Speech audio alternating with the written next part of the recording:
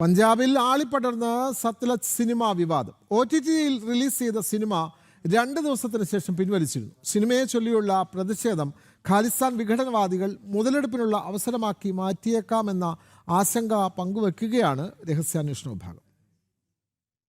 Sutlej cinema വിവാദം തെരുവിലേക്കും വ്യാപിച്ചിരിക്കുകയാണ്. Cinema പ്രദർശിപ്പിക്കുന്നതിനുള്ള വിലക്ക് നീക്കണമെന്നാവശ്യപ്പെട്ട് പഞ്ചാബിലെ അമൃത്സറിൽ സിഖ് സംഘടനകൾ പ്രതിഷേധവുമായി തെരുവിലിറങ്ങി. ശിരോമണി ഗുരുദ്വാര പ്രബന്ധക് കമ്മിറ്റിയുടെ നേതൃത്വത്തിൽ ഹോഷിയാർപൂരിലും പ്രകടനം നടന്നു. മനുഷ്യാവകാശ പ്രവർത്തകൻ ജസ്വന്ത് സിംഗ് ഖൽറയുടെ ജീവിതകഥയാണ് സിനിമയുടെ പ്രമേയം. കേന്ദ്ര ഫിലിം സർട്ടിഫിക്കേഷൻ ബോർഡ് 127 കട്ട് നിർദ്ദേശിച്ചതോടെ തിയേറ്റർ റിലീസിന് പകരം OTT-യിൽ റിലീസ് ചെയ്തെങ്കിലും 2 ദിവസത്തിന് ശേഷം സിനിമ പിൻവലിച്ചിരുന്നു.